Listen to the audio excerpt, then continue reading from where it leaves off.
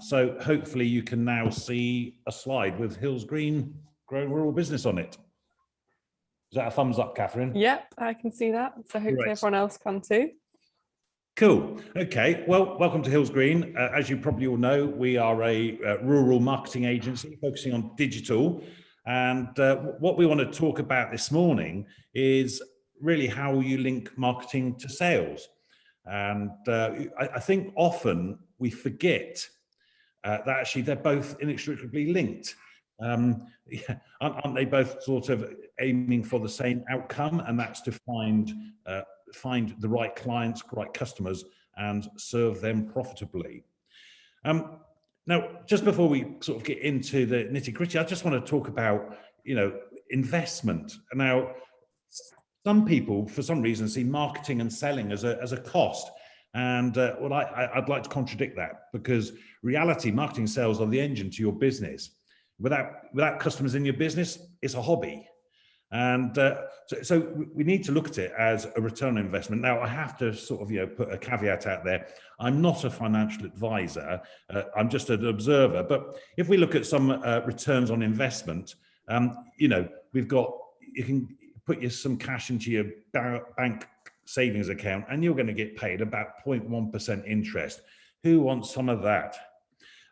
We could actually maybe put some money into our stocks and shares, ISAs, and get an 8% return. Well, after inflation, which is about 2%ish, that's a 6% net return on managed funds.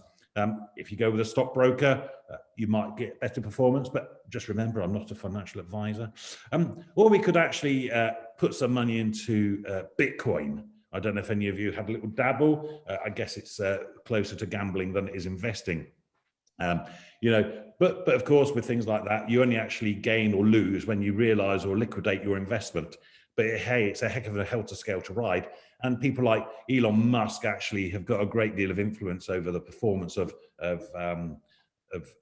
things like Bitcoin, when they decide that actually you can buy your Tesla with Bitcoin, and then a few months later, having sold your Bitcoin, telling you that you now can't buy your Tesla with Bitcoin.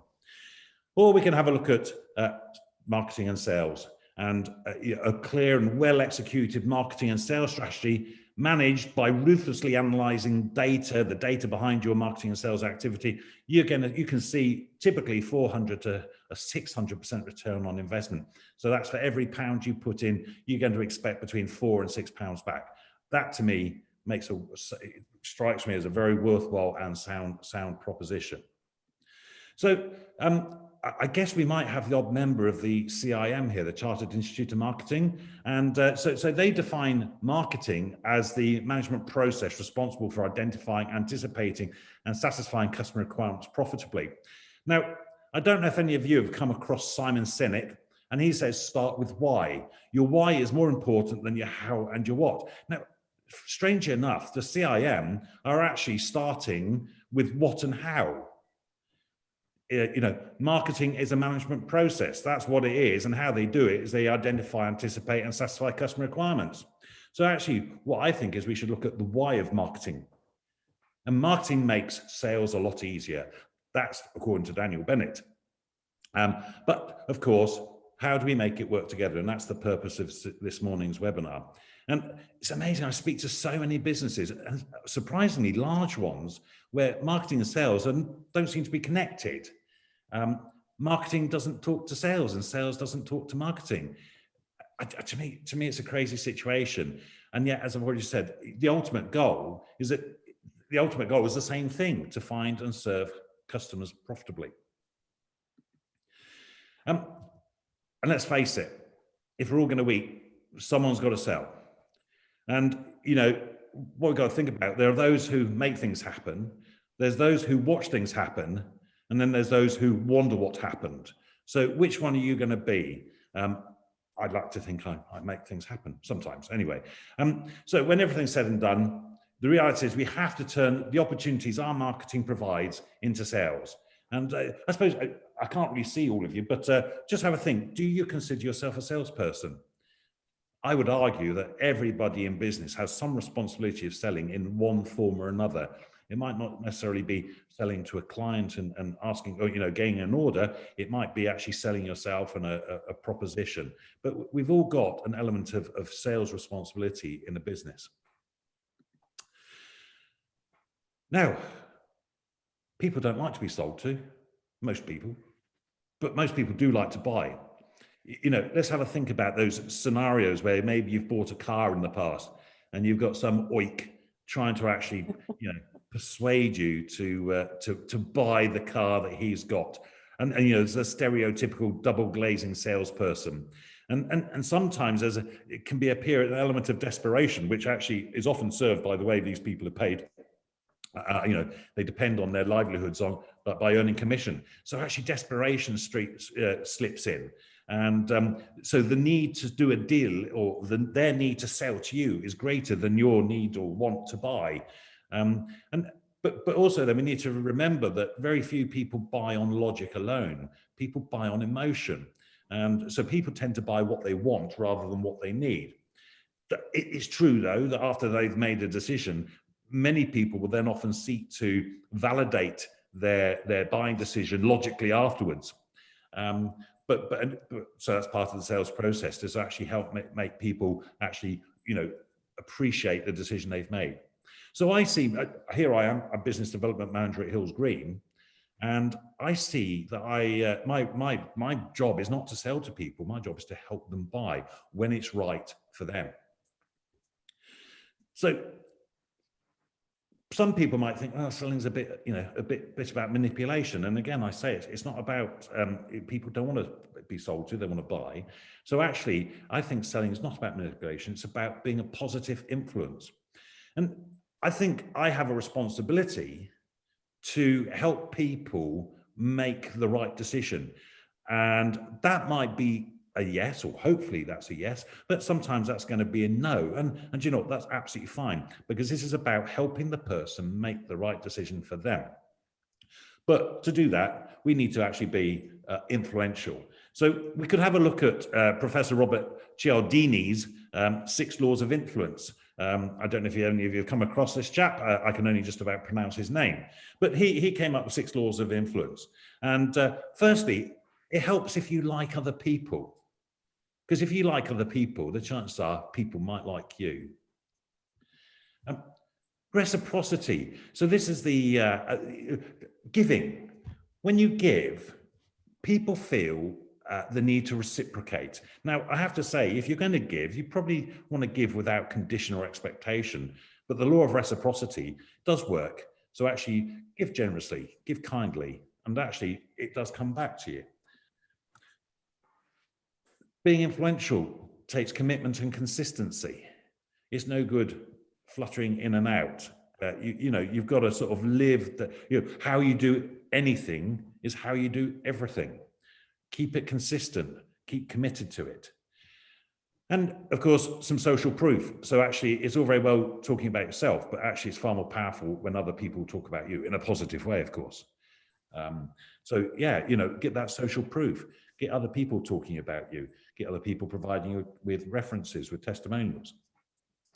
And of course, a position of authority, so actually it might be talking from stage, it might be, being a recognized expert in your field. It's all going to help your position of influence. And finally, a touch of scarcity. So of course, if you're available all the time, every time, it sort of doesn't make you appear very sort of successful, I suppose. You actually want to have a little bit of a gap occasionally, so you can't always just be there just when somebody wants you. So think about a little bit of scarcity. And what we've got to think about about influence is how people see you. Their perceptions are their reality of you. So have a little think about how you are perceived. Think about how you would like to be perceived, but then the real question is, how are you perceived? So traditionally we had a sales funnel, and actually this is a sales funnel, but also the CIM, the Chartered Institute of Marketing, also use AIDA, attention, interest, desire, and action.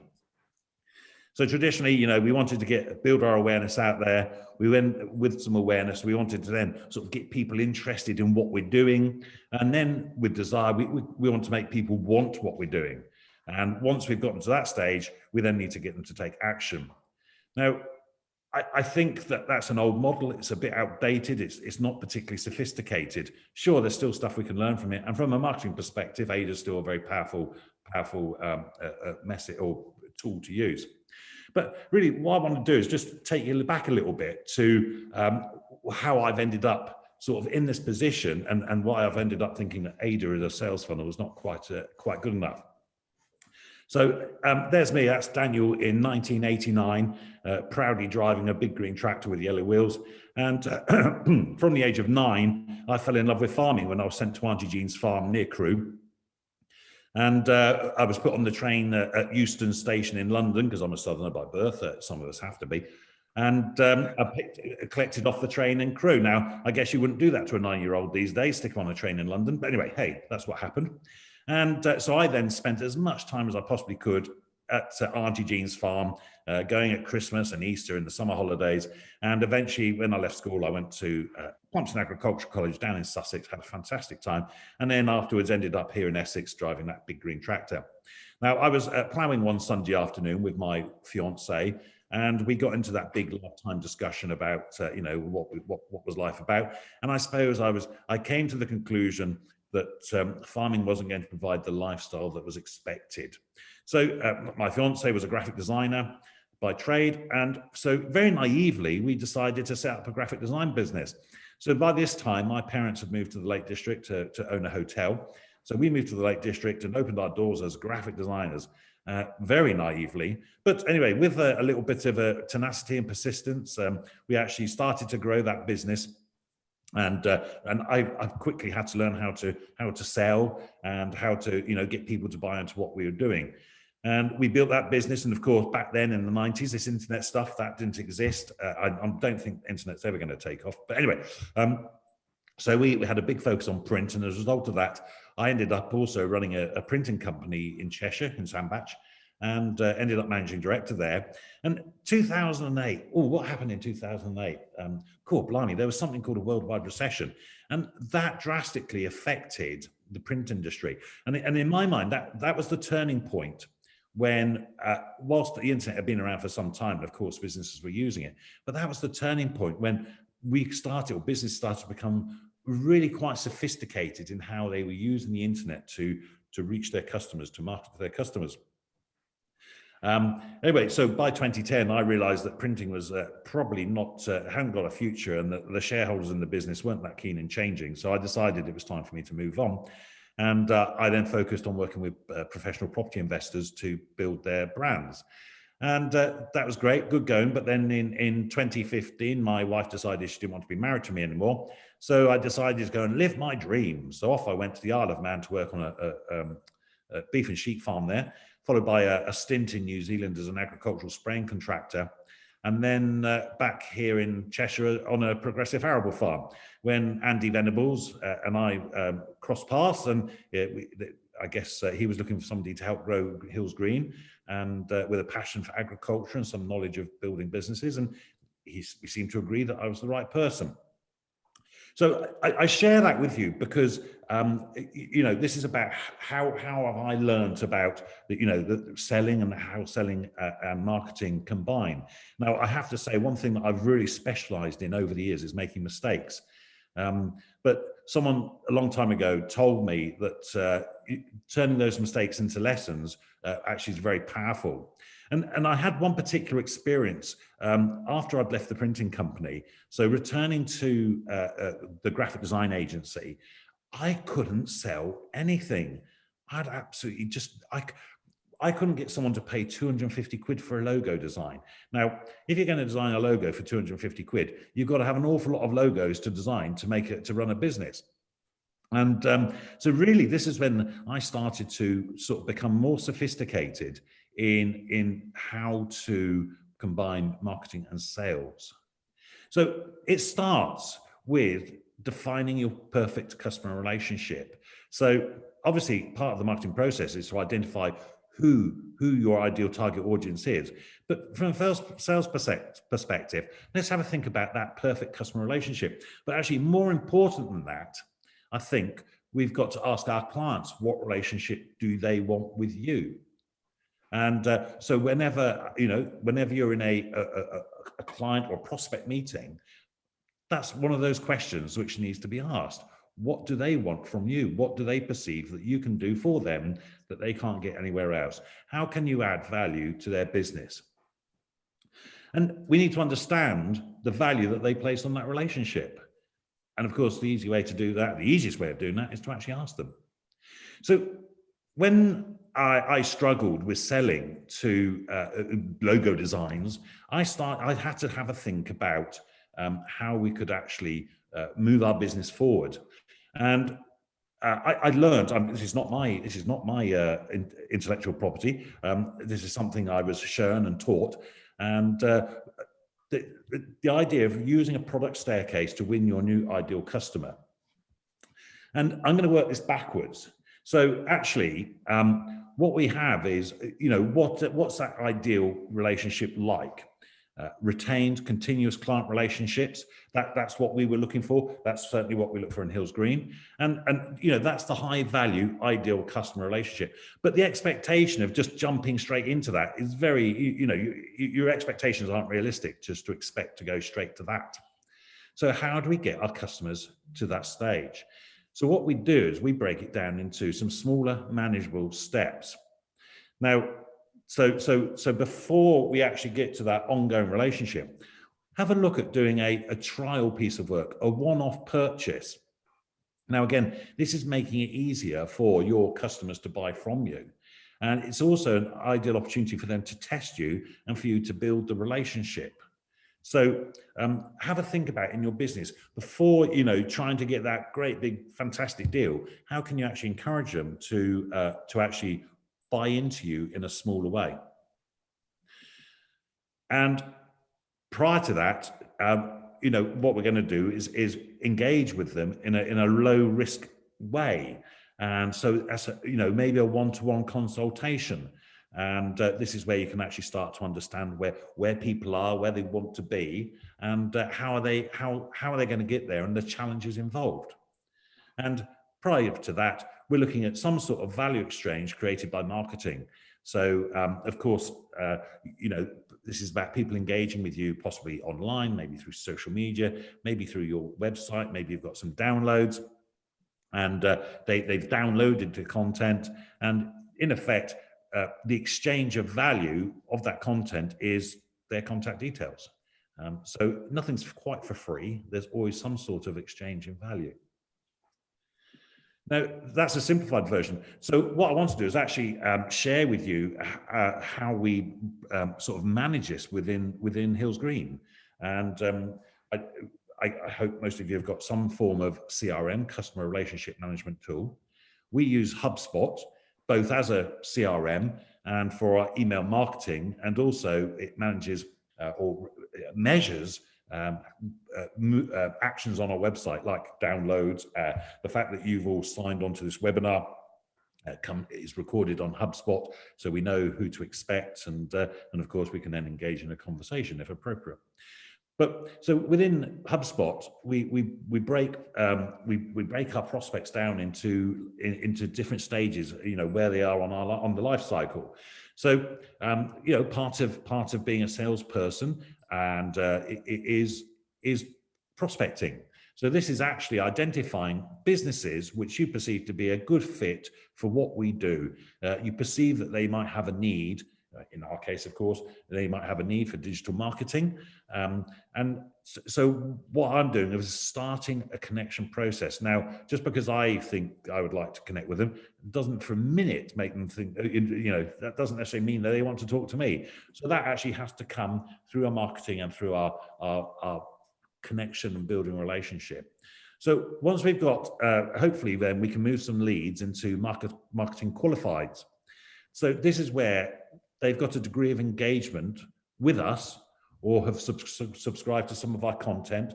And also, let's just recognize that they need to be in our niche. And, we don't work for just everybody. We have, as you all know, we work in the rural sector, and that's for agricultural businesses supplying to farmers. That's farms who've diversified. And of course, we never forget that farming and food production are linked. I do think we forget sometimes. So of course, we work for food businesses as well. So we're looking for those people in those niches. So once we've actually got them into marketing qualified and they're sort of engaging in some of our content, we're then looking to how do we move from marketing qualified to sales qualified. So this is someone clearly identified with a need and a budget, and we really believe there'll be a potential customer. And of course, we also have to think about who's the decision maker, because within any business, various people can have various influences on the decision buying process. So once we've got a sales qualified lead, hopefully what we're going to do is actually create a genuine opportunity or create a deal. So this isn't the sale yet. This is somebody who said, right, what I want to do is look at how we use digital marketing to deliver marketing results. So we then take them through a process of a call, and you might get into doing some reports and such like, but I'll go into more detail on that in a second. Of course, once you've created a deal, you're hoping that actually you're going to do business with them, so they become a customer. That's the ultimate aim, isn't it, for us all? And but we also need to recognise that there are some other people who might be in our, engaging with us.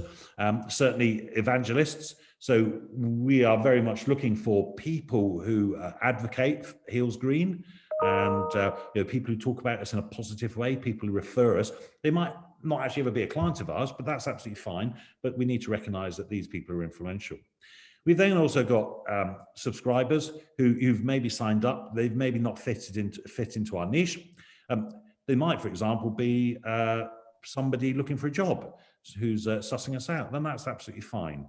And then there are other people. There's partners, there's suppliers, there's journalists, there's farmers who are who we have on that database. It's just actually recognizing that they don't necessarily fit into your sales cycle, but they do exist, and we just need to think about how we deal with them too.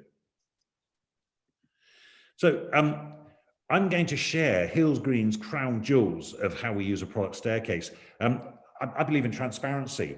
Now, I've not asked Andy Venable's permission to do this. So this could be the last time that you see Daniel, because I might be but I do have a little saying, don't seek permission, ask for forgiveness. So Andy. So I genuinely believe, and I'm passionate about what we deliver at Heels Green. We really do genuinely deliver great results for businesses that we have that we understand, that businesses that fit our niche. And I have a responsibility to help those businesses make a decision. And as I've said before, a yes is best, a no is fine. I don't know doesn't help anybody. So I'm going to show you our product staircase, but I'm going to do it in the actual order that we do it now. So firstly, I've just talked about our the life cycle on HubSpot. So you can see that we've got those here on our own product staircase. So this means that we can actually use it to measure our performance as well. And of course, because we're data driven, we love to see how many prospects we've got, how many marketing qualified, how many sales qualified, and how many opportunities, and how many customers we've got. We then, I've already just a minute ago talked about other people in our database and those subscribers. So they're there. They can sit there quite happily. It might be that somebody has a change of job or whatever. So at some stage they might want to engage with us in a customer-like way, but that's fine. So what we have then is, just like today, you're here on our webinar. You've downloaded some information. I guess most of you have come across our Marketing to Farmers report. When people have accessed this for an exchange for the information, the content, they've given us their contact details. Now, we ask for the phone numbers. Now, people don't have to give us a phone number, but I suppose if somebody does give me a phone number, that says something to me. That says they want me to phone them. So we're not big into cold calling. We're not big into bashing the phones. But when somebody, in effect, puts their hand up for content like that, and they give us a phone number, that to me suggests there's a conversation to be had. So we have a phone call, and ultimately what we're doing from that phone call is looking to establish whether a bigger conversation is appropriate. Now, it might be that the time's not right, and that's fine. They just might not be in the right place at that moment. Now, there is a little conversation I have with quite a lot of people. The agriculture industry is quite buoyant and busy at the moment, which is absolutely fantastic. But waiting until you're quiet or waiting until you've got little business, it's too late to start your marketing then. You actually need to be doing your marketing. You need to be continuing your sales functions when you're busy, because that will stop you from going quiet. Anyway, assuming that somebody has, wants to explore more, they want to see what a digital marketing strategy could do for their business, what we do is we set up a discovery call. So this discovery call is, we delve quite deeply, and I know one or two of you experienced this with me, and maybe you could give me some feedback at some stage. So we get into a discussion about where your business is right now, where do you want your business to be in 12 months' time, in 24 months' time, and what does success look like, and what are the challenges in getting there. And from that discovery call, we can start to identify whether actually we can add value in some way. And if we sort of believe that we can really help a business, what we then do, rather than going straight for, oh look, we've got a 12, we could have a 12-month relationship, we start to look at a small piece of work, and that could be in one or two forms. It could be some form of report. So we would actually look into researching your digital footprint or online footprint, and from that, we can then start to look at what opportunities exist or what are you missing out on, and we can have a look at what your competitors are doing in that space as well. So we'll create a report, and from that report, we can give you a roadmap. Now, I have to say, Boris Johnson's coined my phrase. I was using roadmap a lot longer before old Boris started talking about the COVID roadmap. Anyway, I'll forgive him for that one.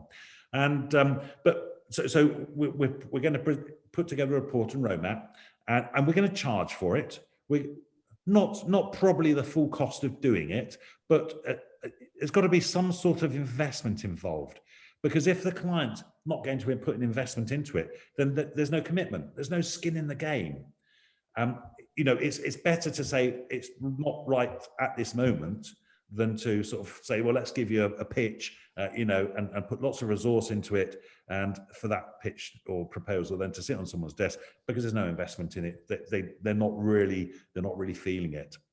Alternatively, we could run a workshop. Now, I'm talking about Hills Green here. What I'm hoping to do is to provoke you thinking about how you could use similar principles in your business. So whether it's some form of report, whether it's some form of workshop, it's about giving people value, but also recognizing there's value in it back for them, and therefore they're prepared to pay for it. And then from a roadmap, I've missed a slide. From that roadmap, we would then have probably another piece of work before we get into a long-term relationship. But there's still more work to go. So sorry, my slide seems to have messed up. I'm not a great graphic designer, despite having run a graphic design business for a long time. So there's two more stages there. So there's probably a bigger project, and then from that bigger project, we then would look at how we go into a longer-term relationship. So what I've done there then is also I want you to think about something, a technique we use is what we call price framing. And so a little story about a barber that I knew in Portsmouth. And so in Portsmouth on the road there was like half a dozen barber shop, and people, the guys used to jump off the ships, and the first thing they'd do before they went and had too many beers was they would go and get a haircut. And so the going rate for a haircut, I think at the time, was something like £6.50, and one shop was a little bit quieter than the other, so they dropped their price to £6. And then another shop thought, well, if they've dropped their price to £6, we're going to have to drop our price to £5.50. that's not a sustainable business. And one of the shops recognized that and thought, what can we do? So they actually turned to a friend of mine, quite a shrewd chap, actually also called Daniel, but not a Bennett. And he came up with a proposal for them, a suggestion which they implemented. So what they did is they set out to offer 3 different types of haircut. So they would do their standard haircut, which they called the signature haircut, for £12. They would then do an autograph haircut for £18, and then they would do a celebrity haircut for £48. Now, the idea here was they didn't really expect to sell any celebrity haircuts. That really was what it was doing, was positioning the other 2 offers, the signature cut and the autograph cut, and making the actual whole offer of the barbershop aspirational. So for the signature cut, you got one of the barbers, and you got treated nicely. And to be fair, they did spend some money on making the shop look pristine, not one of your grubby little barber shop, which I maybe go to. And then, so people were buying into the whole sort of offer. And so the signature haircut was fine, it was good, it was a straightforward haircut. If you went for an autograph haircut, you then actually got a little bit, you get more time, and you got a bit more, attention, and you'd probably get a senior star, a senior barber. And then the idea of a celebrity haircut was you get absolutely spoiled rotten. What magazine would you like us to have for you ready here? So what drink would you like to have here ready for? Oh, let's do a shave, a proper wet shave too, and really spoiled. Now, they didn't actually intend to sell any celebrity haircuts. What happened was, because of the new positioning, there were probably about 70% were buying the signature haircuts. Then, there was the rest were buying the autograph. But then what they found is every now and again, when a lad was going to get married, so pre-wedding or for a special event, they might come and have a celebrity haircut. Now, so really the whole business shifted upwards, and rather than focusing on price, which all the other barbers in the road were doing, they actually were able to deliver greater value. Now, the reason I've shared that story is when you put a roadmap to someone or a digital marketing report and roadmap, what we're doing is actually saying, look, we can actually do a full marketing strategy for you at £2,250. But actually in your case, I don't think that's actually necessary unless you really want it. Actually, what we can do is we can do a single channel report and roadmap, or we can do a digital footprint report and roadmap at a lesser money, in that case £525 and £725. And of course what that's doing is it's letting us to get to know each other. We're not going to hold anybody over a barrel by doing those reports. And sorry, I'm sharing what we do, hoping that it provokes you to think about what you can do in your business. Sorry, for some reason I ended up with a thank you slide in the middle of there somewhere, which shouldn't have been there. So as I've said before, from the roadmaps we can go into a project.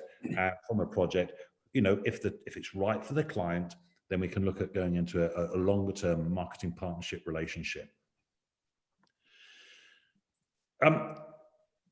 So it would be very rude of me not to offer each of you a discovery call if it's something that you want to take up, and we can explore where you are now, where you want to be, and what does that success look like, and the challenges involved.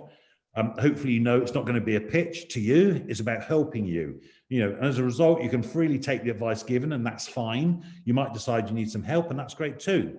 It's all about delivering value and serving you as best we can. And really, so that sort of brings me to the end of how we're linking marketing and sales. So if I'm going to stop sharing my screen, I suppose what we forgot to say at the beginning was there are some chats going on. So, any questions? If microphones want to go back on, Andy. Unfortunately, Andy says he trusts me. Okay, thank you, Andy. It sounds like I'm forgiven. And has anybody had any bad sales experiences? I actually remember my very first sales meeting. So we'd started up our graphic design business in 1990, and I was 23 or something, and this person had said, we could go and have a meeting.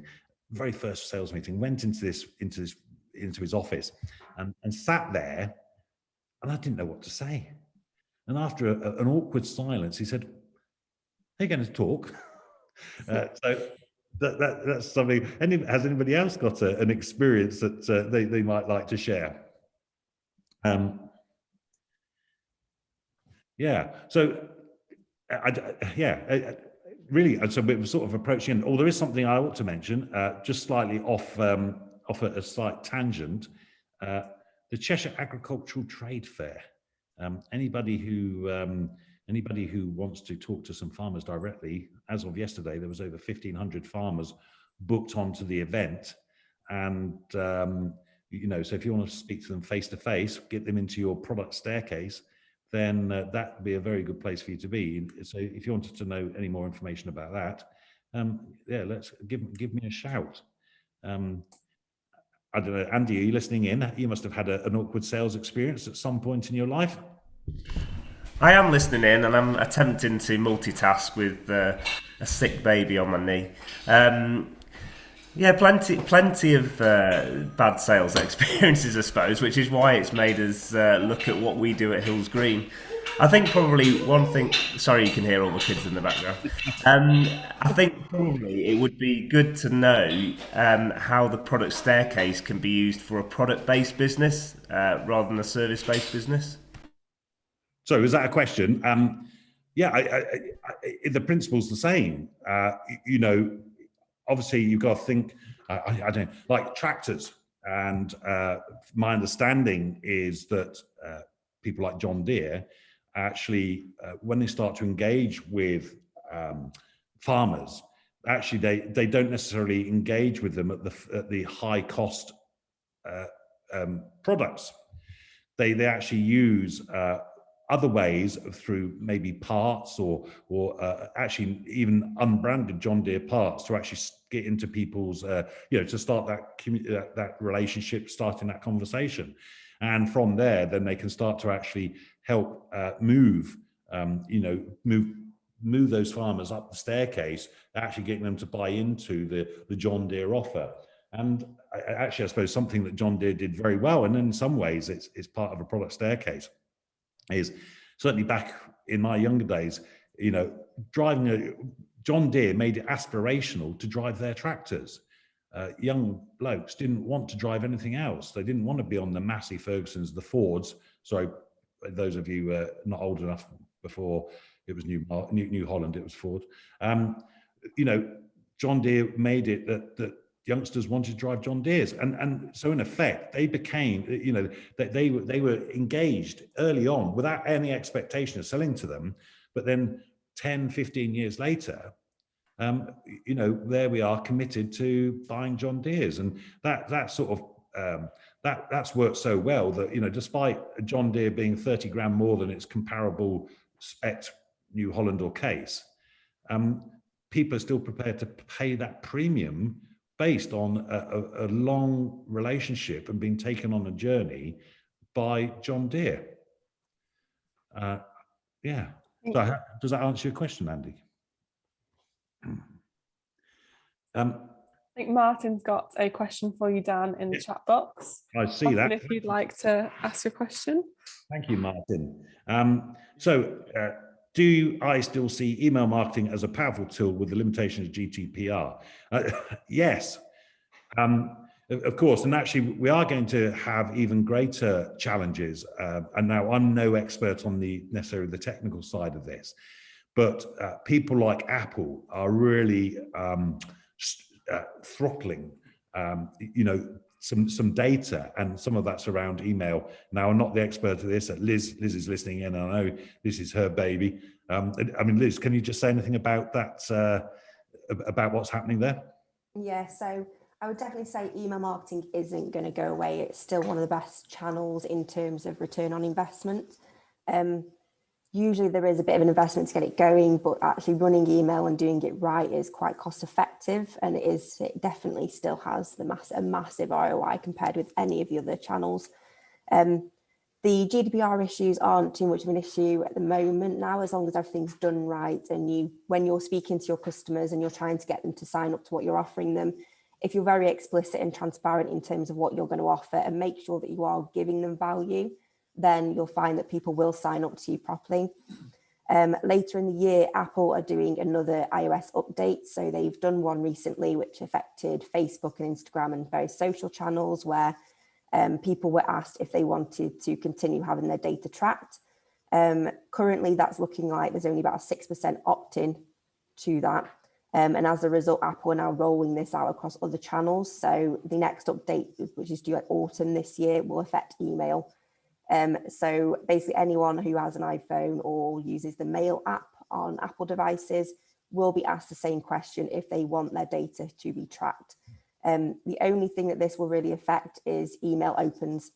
So basically, if you do email marketing at the moment and you record open rates and it's a big thing for you, stop doing that and start looking at conversion and clicks, because the open rate will become pretty useless by the end of the year. But otherwise, yeah, I definitely think there's a lot of value as long as it's done right. Thank you, Liz. I hope that helps, Martin. Yeah, that's great. Thank you. Good stuff. Okay, well, if anybody else got anything else they want to ask, this is a great opportunity. We've got various good people in the room. Obviously not me, but yeah. Just I thought I'd add something, Dan, if that's okay. I think what's really interesting and something that I see quite regularly is people look at a sales funnel when we're looking at sales. So we start talking about sales funnels come into it, and everybody is very comfortable in that space. But I think what's really interesting is the fact that when we talk about marketing, we don't apply the same principles. A lot of people just feel that when you market to somebody, all you need to do is, or the core thing to do is get them to buy. And what's really important is through your marketing, understanding that people go through those stages in a sales funnel while they're in a marketing process as well. So, not everybody is looking to purchase straight away. So it is of value to provide them just information. They may be in a point where actually they've decided they need something, but they don't actually know what it is they need. Just because that isn't directly impacting a sale or creating a sale doesn't mean it's not of value to the sales process. And I think it's really important to see that funnel and understand how your marketing targets those points in the funnel. So at the top, people are looking at, how do I fix this problem I have? Once they get a better understanding, then they're looking at what's the best solution. Now I understand that issue. And then they start looking at how do I actually buy that? And having a good, consistent amount of content that covers that full channel, that full funnel is really important. Thank you, Adi. Can we extend that a little bit? Because we're a business. I've just written a chat question. It's the same subject, really. We're a business. We're business to business sales. So we sell to merchants who sell on to the farmers. So it's my phone now. And where does the marketing fit with our business? Because we don't actually make the final sale to the user. Yeah, so we make a sale to somebody who has to make that, do the on sale to the user of the product. So how can we fit our marketing strategy into that process? Nigel, thanks. That's a really good question. And of course, the agricultural sector, that's a very typical business model where actually, a manufacturer has not got a direct relationship with the customer, i.e. the farmer. And I mean, you have said that, and Adi, I'll come to you in a second if I can, but how you say there in the chat box, how does the staircase fit with that type of relationship? Well, I would say, you've still got to identify what your ideal relationship with the merchant is. And if you're looking for new merchants, how can you take them on a journey from, you just being another, sorry, no, I don't mean this in a disrespectful way, but from their perspective, you're another supplement manufacturer. And actually, how can you take them on a journey in small steps to actually get them to understand and buy into the value that you deliver beyond which your competitors do? To look at how do you market to, how does marketing work when actually you're selling to merchants rather than farmers? Hey, Adi, I hope not to drop this on you, but I know you've got quite a lot of experience in this because that's the sector you've worked in. Would you mind sharing your thoughts? Yeah, so my background is predominantly with manufacturers, Caterpillar and John Deere mainly, and then I've worked for a dealership as well. So I've sort of seen this from both sides, and I guess it is a challenge, but from my perspective, really, it's breaking it down into that funnel again. And how I see it is that the top 2/3 or 3, depends what funnel you use, but basically the kind of information and desire stages sit with the manufacturer to me. So the manufacturer pulls the desire, and really what then through the dealer themselves or whoever it is you're using to sell your product, the actual action piece at the bottom really is why you have that dealership. They are skilled in closing that deal, and for whatever reason they may be able to do that. That's the location, it might be the relationship they have, that kind of stuff. And although the focus for the manufacturer itself should be in that top half of the funnel, the action piece shouldn't be ignored, but you should really provide the levers for whoever it is that's selling your product to pull to deliver that. So, you know, in my world, in terms of machinery, a good example of that was, you know, we promoted strong parts campaigns. It's the bottom of the staircase. They were cheap. They enabled somebody to try a dealership without having to provide too much investment. They got to understand the relationship, and then, you know, what we did as a manufacturer is ensure that dealership had the ability to deliver, you know, whether that was parts availability, whatever they needed to do to do that. And you create that funnel. The only difference is at the bottom, you're pulling through somebody else who closes the deal instead of you doing it directly. Does that help? Can I add a little bit to that as well? And obviously, very fortunately, Robert and I had quite a long conversation yesterday, so I'm sort of, you know, familiar with your situation.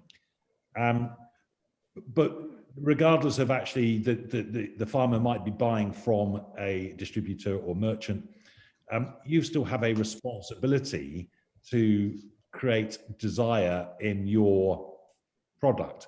And okay, yes, they were talked about the environment, you know, your focus on the environmental side of what you're doing. And, you know, so that's your point, one of your points of difference. And so actually you still owe it to yourselves to get that message out there to farmers. The fact that they then go to a compound manufacturer or a mill or whatever, or a merchant to buy, the fact that they go asking for your product makes it a very powerful proposition, because if somebody wants to buy it, it's our job to help them, isn't it? And that's finding those distributors to actually deliver what farmers are demanding. So you're creating that demand. I think I hear what you say, but I don't think that's good enough, because our weak link is the man that's going up the farm drive.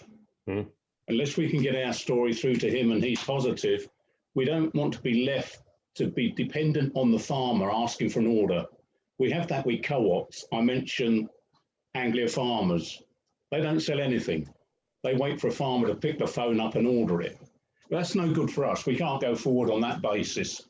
So what I'm saying to you is, do you have any organisations whereby you have a joint partnership with the manufacturer, us, and the distributor to jointly put your proposals together?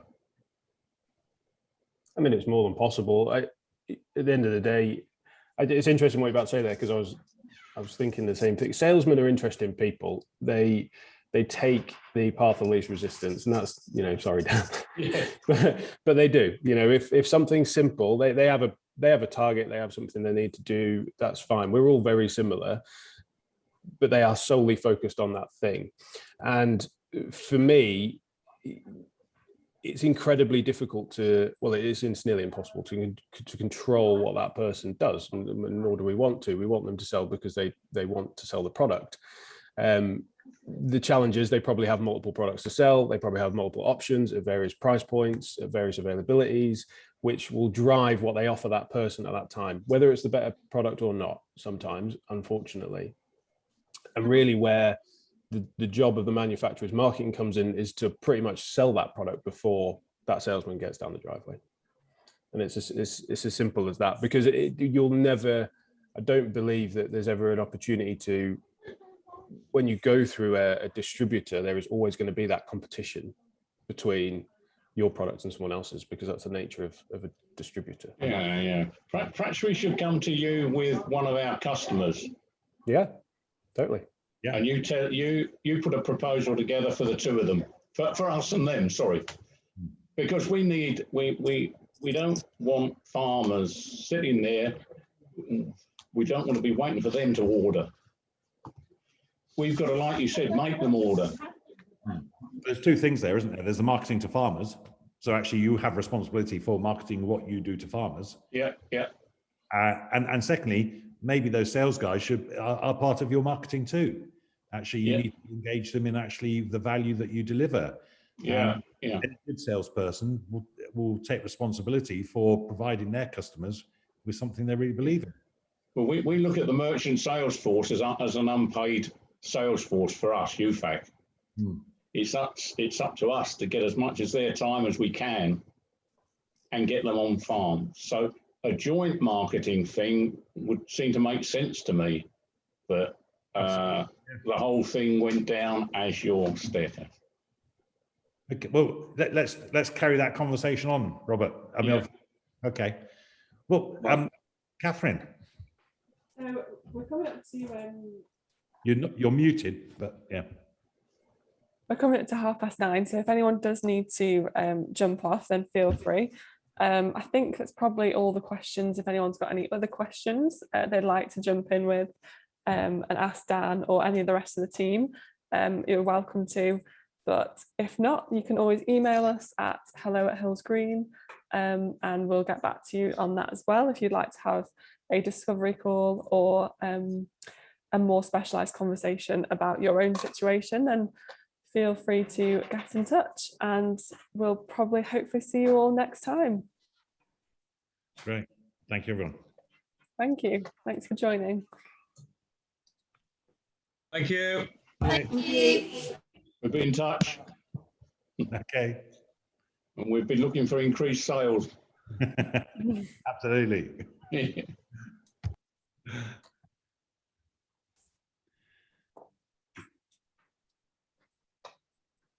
We'll sign off and have we'll sign off.